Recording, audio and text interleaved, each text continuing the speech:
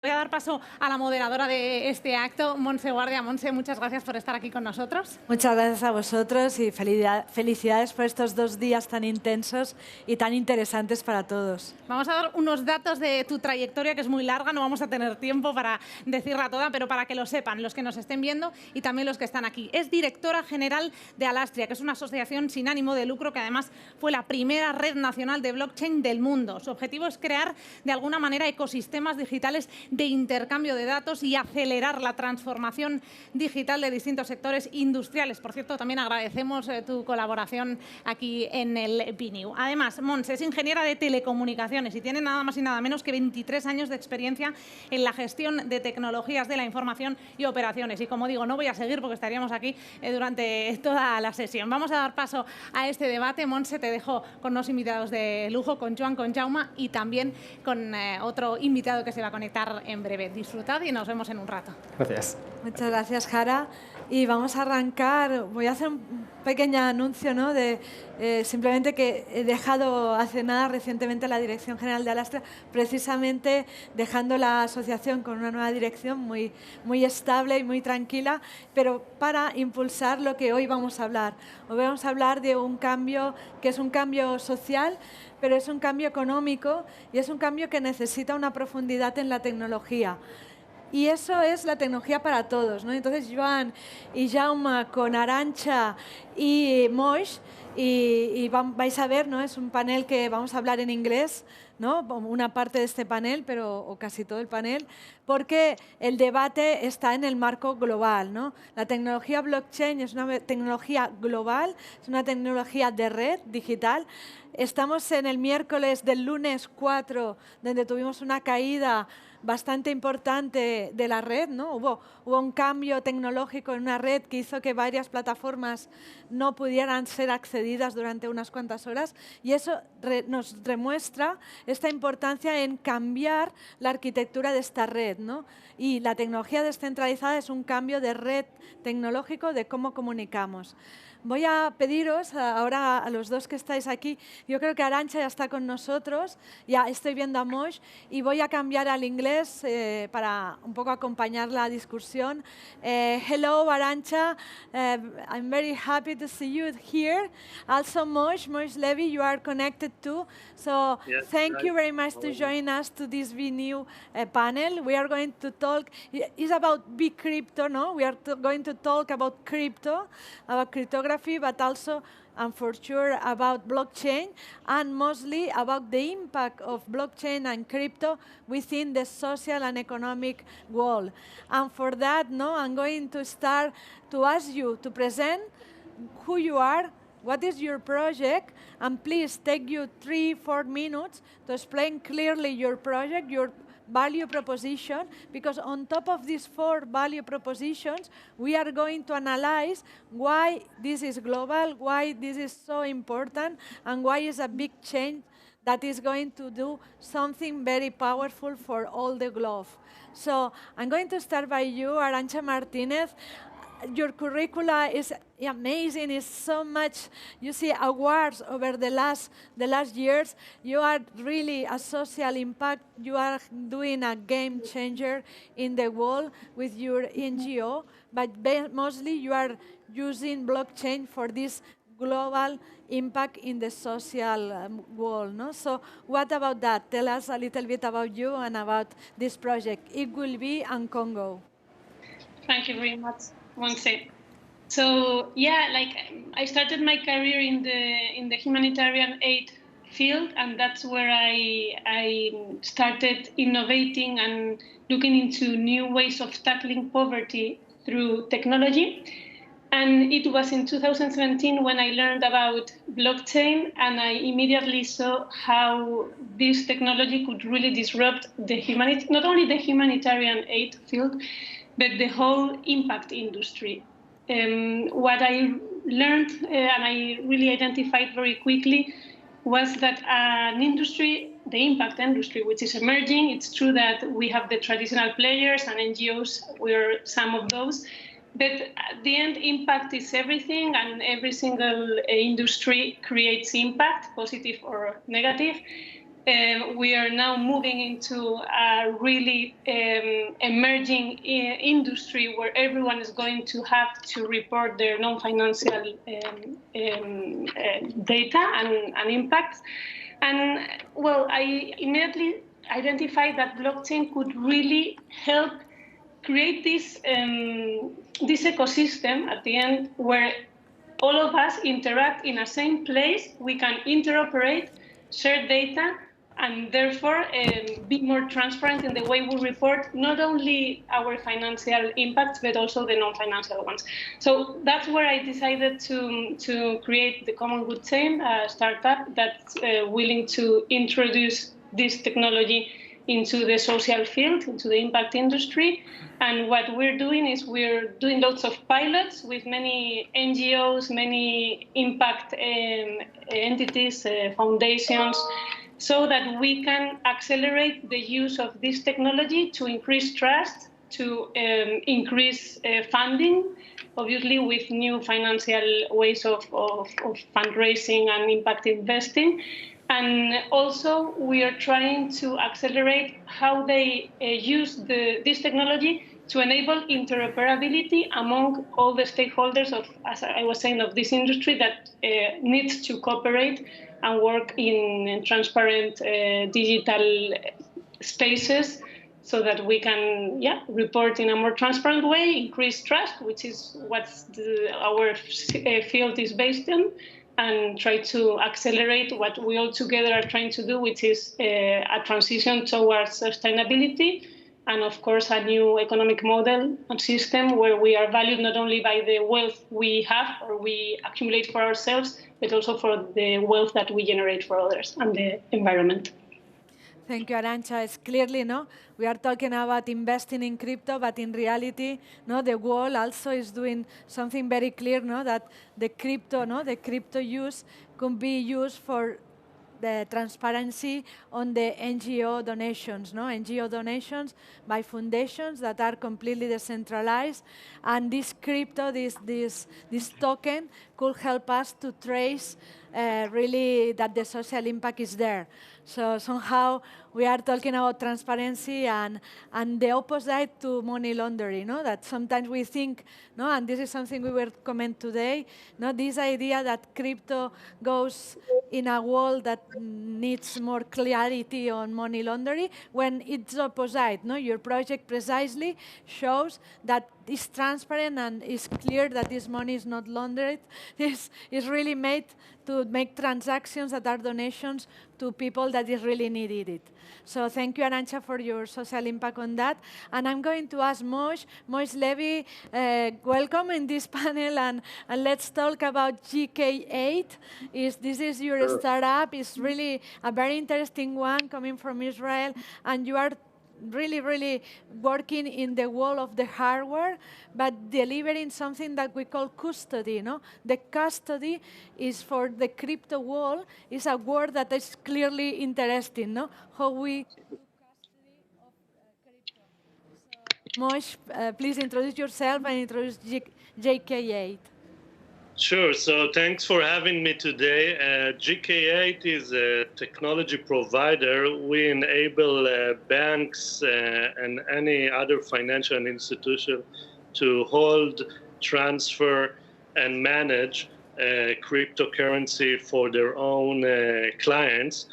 And giving this ability has a lot of responsibility, and we are also due to a lot of regulation in terms of, as you mentioned, AML and also insurance. And our company is based in Israel and was co-founded by people that has a lot of knowledge in the hacker world, and we are on the other side. We want to protect the end user.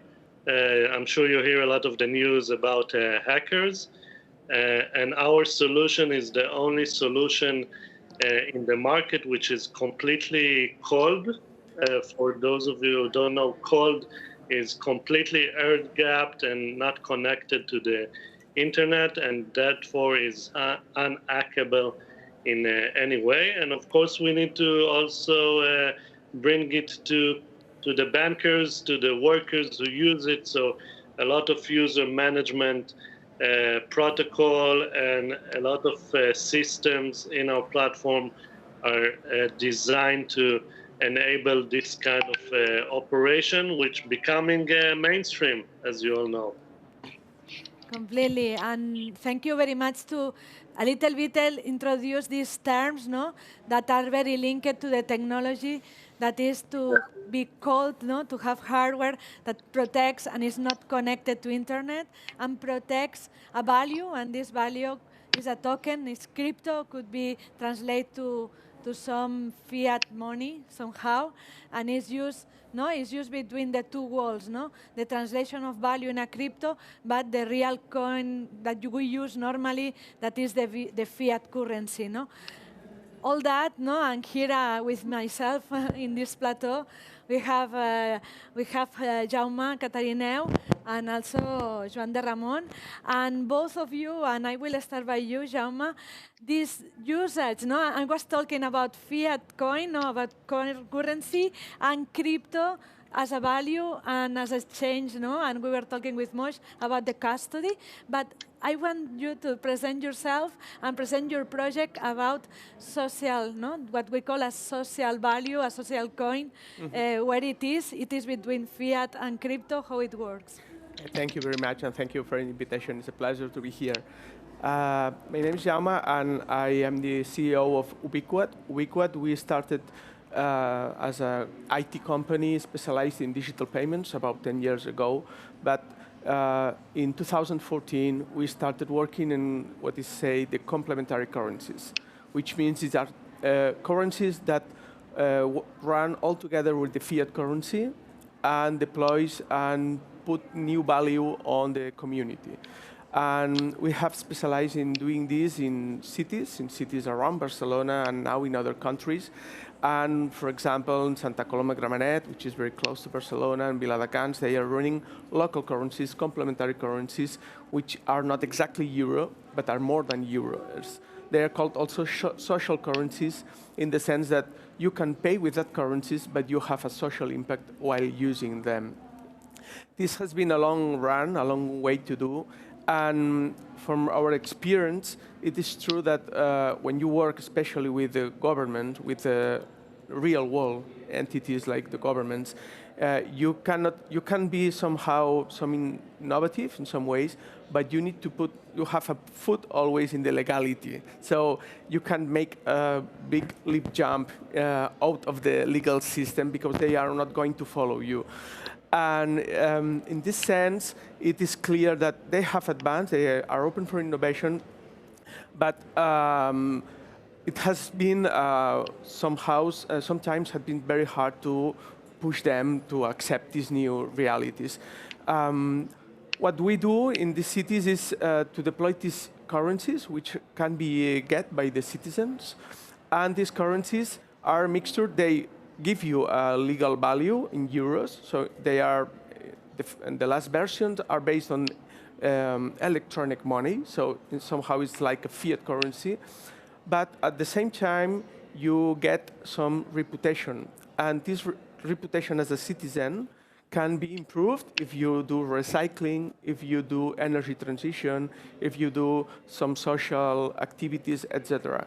And then when you do that, and you use the currency, you get some special advantages. So we are improving somehow the classical fiat currency and empowering it so there is something more than money in the pockets. You have money, but also you can grow your value and your commitment to the community. And we are very excited about that because, okay, now we are using some tricks, legal, technical tricks to do that with the current legal and technical status. But in the close future, when this central bank digital currencies will be deployed, which is very at the next corner, new possibilities will be on the table. And we're very excited about that.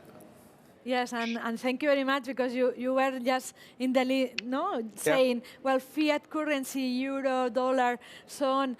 you don't know what is the purpose of it. Social coins for the citizens, you are adding, no, you are enhancing the euro to a purpose, no, you are adding the purpose in the coin, and in the future, no, very close future, we are talking about the central bank digital coins. Exactly. So it will be crypto, no, let's say that maybe or probably it will be used the crypto environment, the cryptography, to deliver, no, the central banks deliver this new value exchange, no, let's say like that, this crypto, this new token. And talking about that, about investment, about meaning, giving up economical value to the crypto, no, that's quite interesting. Here you are, no, Joan de Ramon. So please introduce yourself and introduce your project. Thank you. Well, I'm Joan de Ramon.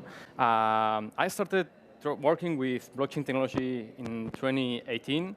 And it's quite interesting because what we are talking here, it's about innovation, about new kind of business models. So finally, cryptocurrencies allow people to create new kind of financial services, a new kind of financial paradigm. The main problem right now is that those kinds of financial paradigm are far away from massive adoption. It's quite complex for people to understand, to evaluate, and to work with what we call DeFi, decentralized finance. So the main goal of Crypto Cluster is to minimize those entrance barriers to allow the general investment into DeFi protocols.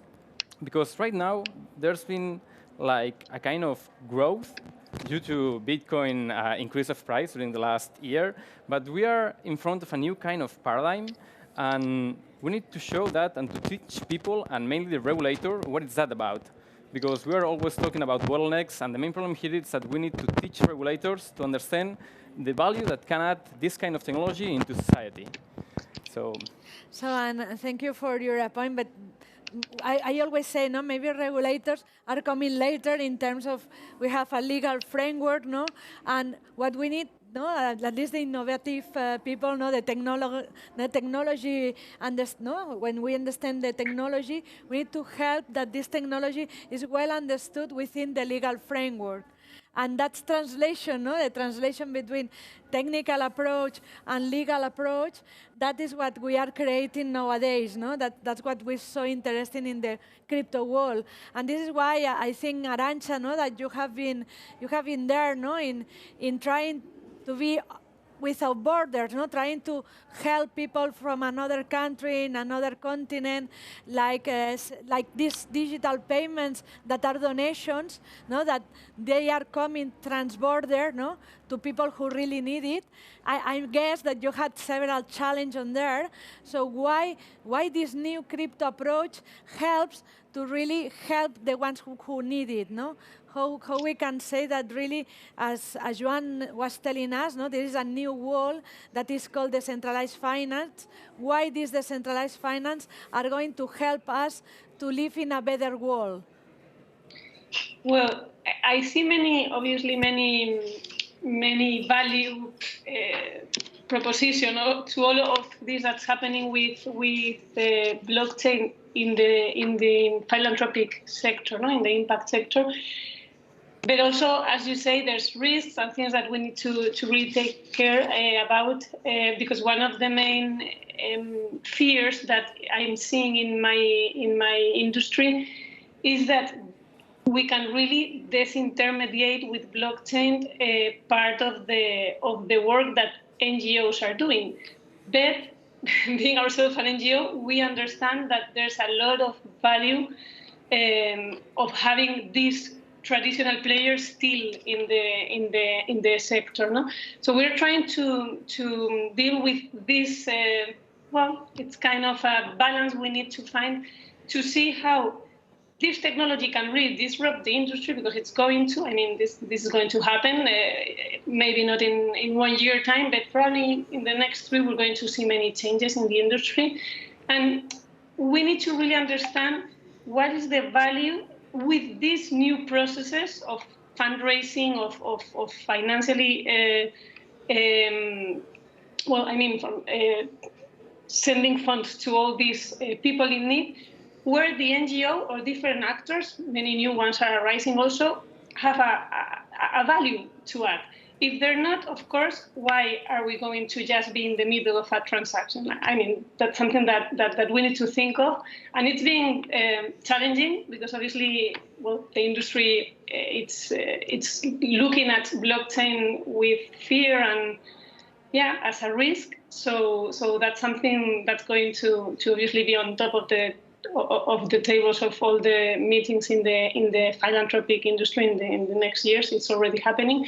But what I definitely see is a way of getting resources to people in need much faster. And if that's happening, of course, and it has been validated, and we've seen that this really creates value, obviously we need to look at those challenges, but from a perspective where we really need to advance and not continue doing things as we were. If we have new tools to improve, to be more efficient, to ensure that the funds reach, which is something that in our field, well, in 2012, the ex-Secretary of United Nations, Ban Ki-moon, said that 30% of the aid does not reach the beneficiaries.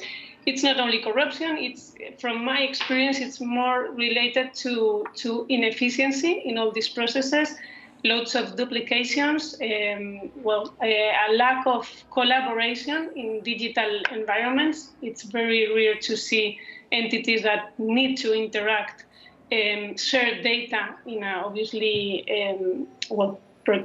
compliant with the law.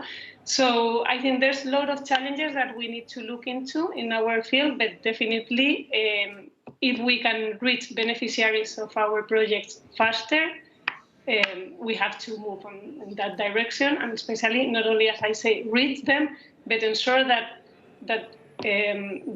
the impact is higher. No? That we not only ensure that the funds reach the beneficiaries or the projects, but also that the impact generated with those resources is optimized and more efficient in the way the processes are improving because of blockchain. No? Yes, and Arantxa, thank you to say it, because it's true, there is a new tool, a new technological tool. We don't see it, and we need to rely on that. And what we know, the ones who are working on that, is that it's much more reliable than the other technology we are having. And also, as Mosh, you were saying, this is helping, no? The solution you are proposing from GK8, and also, no, it's something that we know there is bad hacking, no, and there is a good way to protect yourself, no. So also be sure that technology is there to also be a tool that is strong, resilient, no, and can be protected. So how is your view about that, no? This is prompting, about regulators, about legal framework. We need to explain very clearly that this technology can help them, no? Can help to show that the technology is much more transparent with the people who needs to be transparent, no? So how we do with this called not connected protection of value when it is needed to be connected? How you do it? Well, that's a very interesting question, because in our business, there's some kind of a trade-off between security and availability. And we can build the most secured project in the world, but if people couldn't use it in order to do the day-to-day job of transfer money or transaction or crypto easily, it won't be worth much. So we are trying to figure out together with our clients and the regulation the perfect path in order to keep the end user safe, to keep on the regulation that changes all the time, and also enable the bank and all the other financial institutions to do the day-to-day project. And when I mention our solution, which is the unique cold environment, which is air-gapped completely, we basically eliminate all the hacking, let's call it hacking capabilities that someone can have.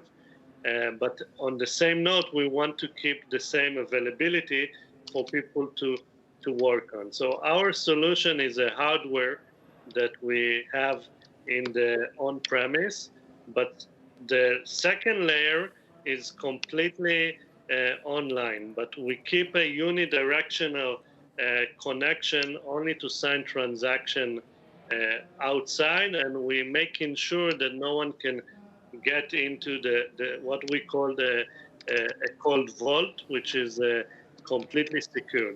Now, we need to understand that in the hacking business, it's all a matter of ROI, return on investment. If an hacker will invest enough money, millions of dollars, he will be able to hack anything which is online. And we want to make sure that even if the hackers will have billions of dollars, he couldn't hack our system. And this is what we offer in our solution. Thank you, Moise. Clearly, cybersecurity is there, no? And I will a little bit jump to you, Joan, because that's what is the challenge, no? If we are decentralizing finance, no, somehow how we can guarantee that as Moise was saying, whoever is creating these new DeFi solutions is doing it in a safe way, no? It's not just regulation, but also is IT best standards on protection, no? On security of the assets, no? How we guarantee that whoever is proposing a finance solution decentralized is someone who really understands not just the legal framework that can be with an interpretation, but also is guaranteed that knows how to protect an asset and how to do, as Mosh was saying, 3 layers of security and so on. How we guarantee that? Well, actually, it's quite complex to guarantee that. Many of the problems regarding DeFi, it's because of a problem with a smart contract. And let's say that the smart contract, it's like the coding that orders a protocol to say or to do something. There are already a couple of international companies like KPMG that are auditing those smart contracts. But in order to understand the value that it's offering a new kind of protocol, it's by trying to understand the community behind that protocol and trying to understand the people who is creating that protocol. There are some key points that normally it cannot protect or say that there won't be a problem with that protocol, but it's most of that about the trust that it's giving that protocol toward the community that they have behind all those tools. And this is a clear tip for investors, no? Wherever you enter as an innovator in investing some part of your money in a DeFi or any of these, just be careful, no? Just be careful first that always, no? The tip for investment is not invest whatever you don't have, no? And the second one is be clear that you know who is behind the project, no? Yeah, actually, I would like to add something to that because when we're talking about DeFi protocols, we are talking about companies. The point here is that the name is not a company, it's called a DAO, a decentralized autonomous organization. And it's conformed by people, millions of people who are believing on one protocol or one new kind of financial tool. And when you are working with someone in the traditional world, you're looking for trust.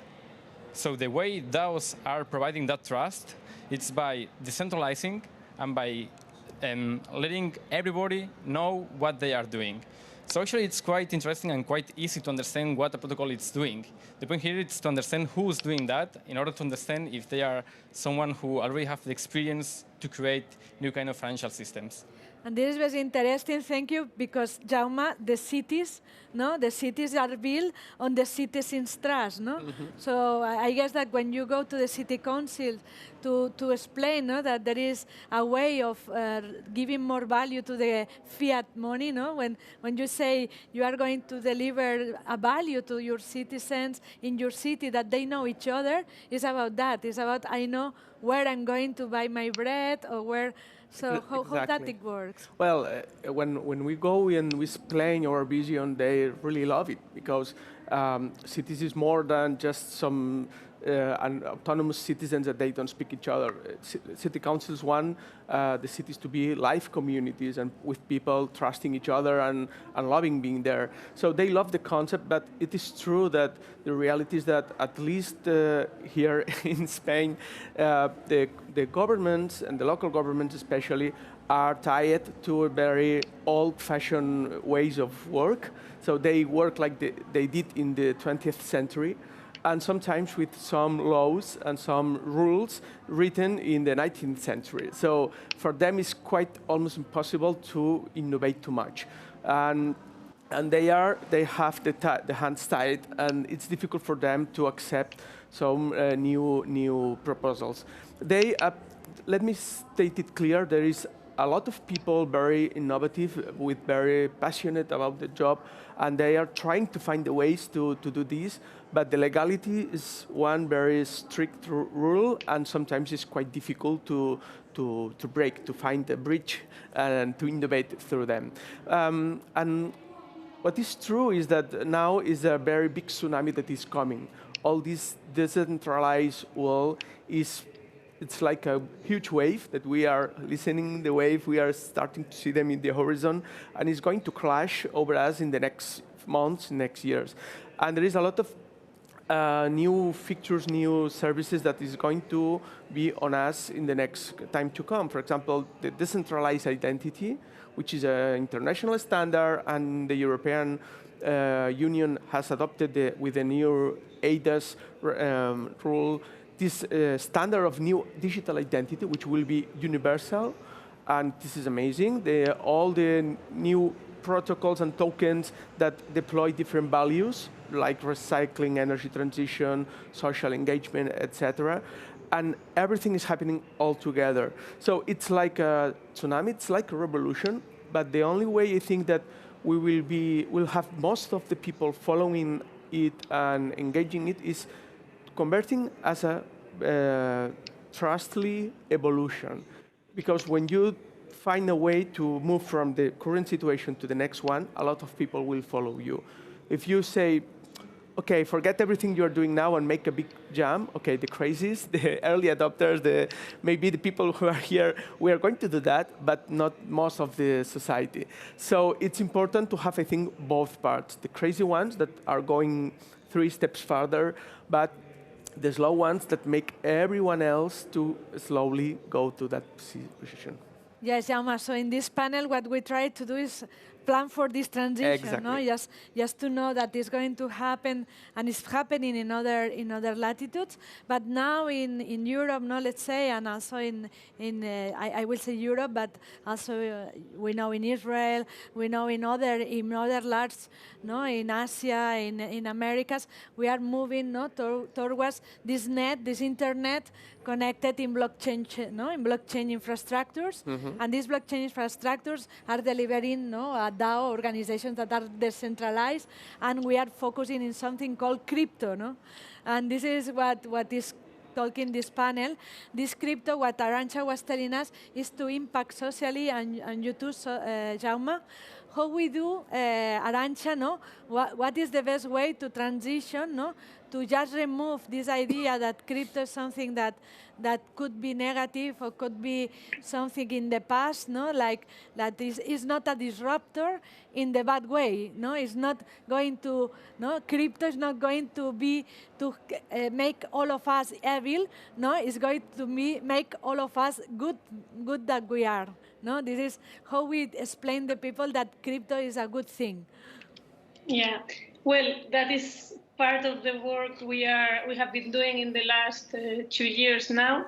Since the pandemic started, as you know, Monse, we delivered Stop COVID platform for free with the purpose of using, well, during the pandemic, I mean, everyone had to think of digitalization. So for many small and medium NGOs, it was something they hadn't thought of before, and during the pandemic, they had to.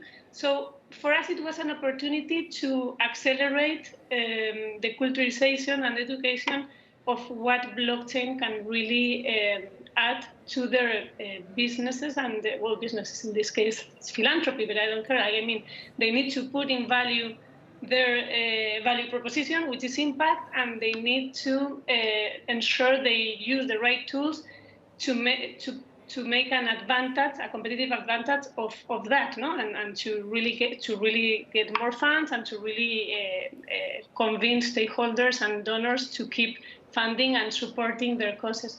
So we saw this opportunity during the pandemic to deliver the technology for free and start looking into what they think, listen to their feedback. And it was a very interesting kind of experiment. It's true that most of the NGOs didn't use properly our solution because they thought of it more as another fundraising platform where to raise funds, but they didn't then give the traceability to the donors as we would have loved to. Anyway, I think we need to talk a lot to the entities. We need to sit down, and the ones that we've already seen and identified the value of the technology and that we have already proved it in our projects, we need to push the change by talking, by listening to the sector, listening to those fears. We have identified, for example, a very normal fear, which is, can I fundraise in crypto? Like, can I receive crypto donations in Spain? That's the first question that many NGOs come up with. And obviously, in Congo, we are looking more into the value of blockchain. We're not so much into crypto donations yet, because we are still in a country where all the law related to philanthropy hasn't been updated and doesn't contemplate at all cryptocurrencies, and therefore NGOs still don't want to raise funds in crypto because they are not sure if they're going to be able to do the tax exemptions and paperwork and all these things, and if they're going to at the end be in trouble. No? So I think there's many things to do. There's fears that are normal. I think there's also here, Montse, we're trying from Alastria, the vertical of the social sector, try to push this type of work that has to be done in collaboration with the field, so that we can adapt and put on top of the table the important conversation we need to have regarding all these certificates that we need to send as NGOs when we receive donations. What happens if the donation is received in crypto?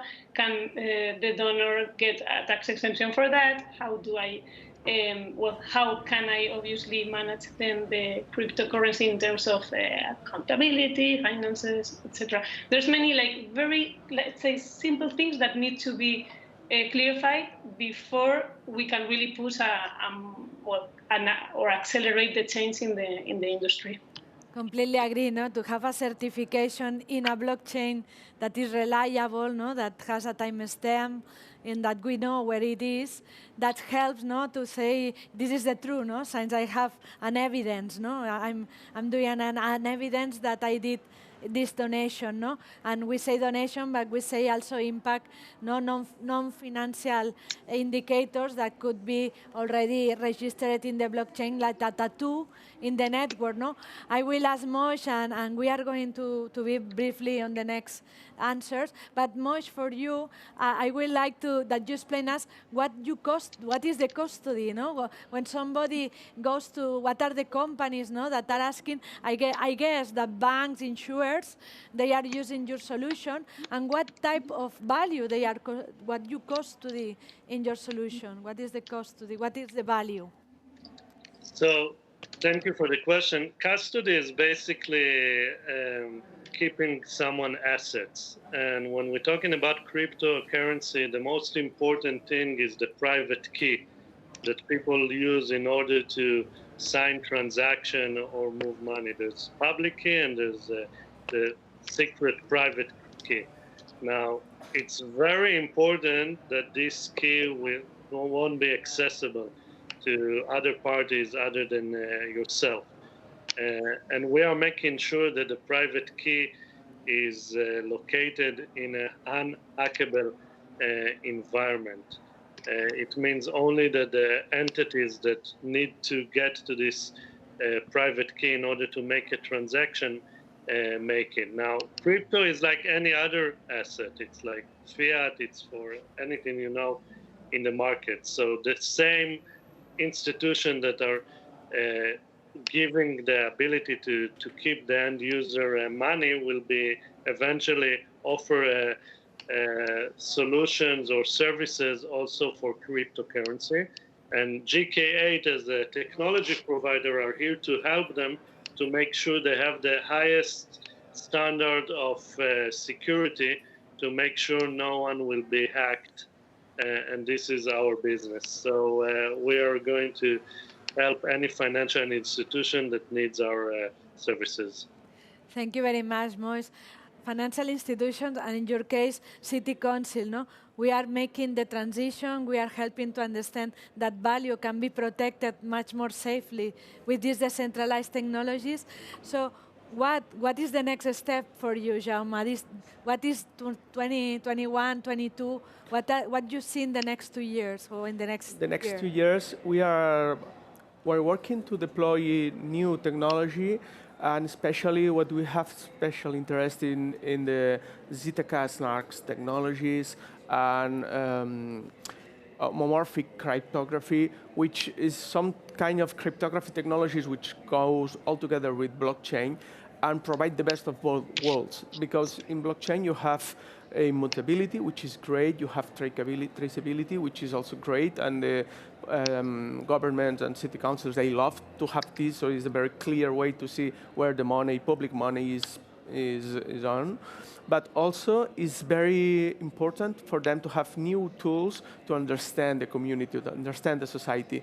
And with these new cryptographic ways to query questions about private data, but the data is private and is held by the citizen, so each person has its self-sovereign identity, so all the data is kept private. But at the same time, the government can ask some questions and understand what's going on in the society. For example, how many people is suffering, is having low income, for example.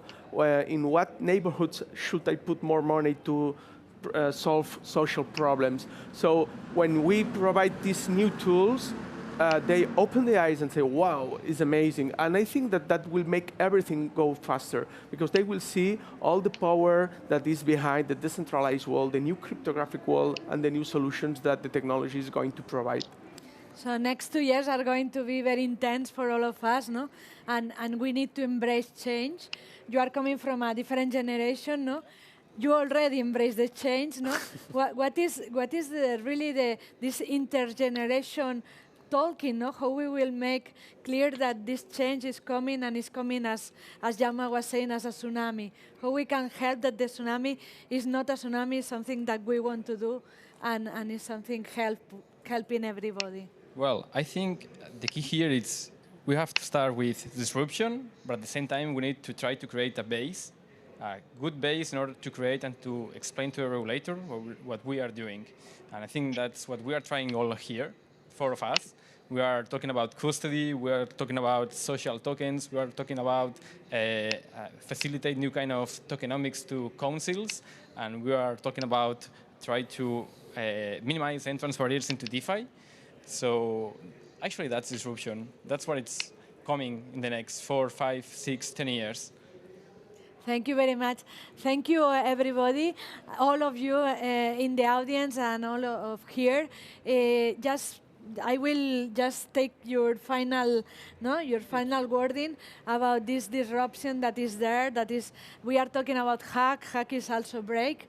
No, we are in a breaking moment. We had this surprise, worldwide about what happens last Monday, and this is true. We are depending on the digital. We are depending on the social networks, and we are depending on our communication in our mobiles. Let's try to be ourselves driving this dependency, and make it for something that will help everyone. I don't know if there is questions from the audience.